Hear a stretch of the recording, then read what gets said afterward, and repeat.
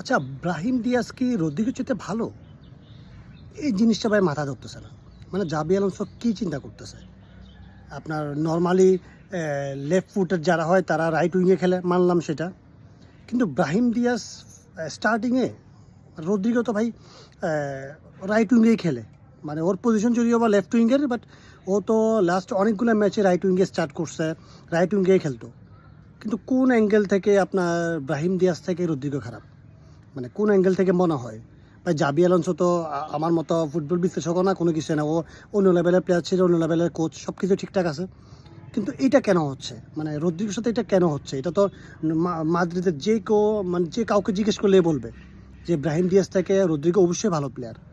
আর সবসময় ব্রাহিম দিয়াজকে তো আপনার সাব হিসেবে খেলাইতো। ও লাস্টে আসতো, খেলতো, মোটামুটি ভালোই খেলতো, ইমপ্যাক্ট ফেলতো দলের প্রতি, ভালোই সব কিছু ঠিকঠাক ছিল। কিন্তু মাথা ধরতেছে না যে রদ্রিগোকে কেন খেলানো হচ্ছে না।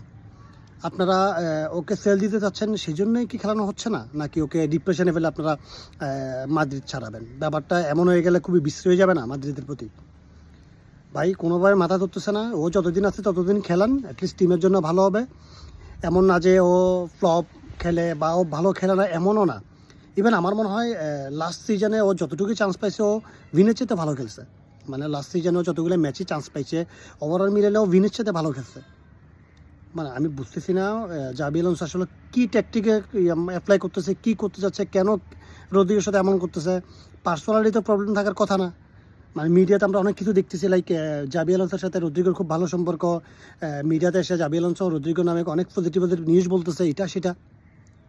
কিন্তু ভাই ফলাফল তো শূন্য। মানে আপনার ব্রাহিম দিয়াজকে স্টার্টিংয়ে খেলাচ্ছেন, স্টার্টিংয়ে রাখতেছেন, কিন্তু রদ্রিগোকে খেলাচ্ছেন না। এটা বাই ইনজাস্টিস ভাই প্লেয়ারদের সাথে, এটা এরকম তো হওয়ার কথা না।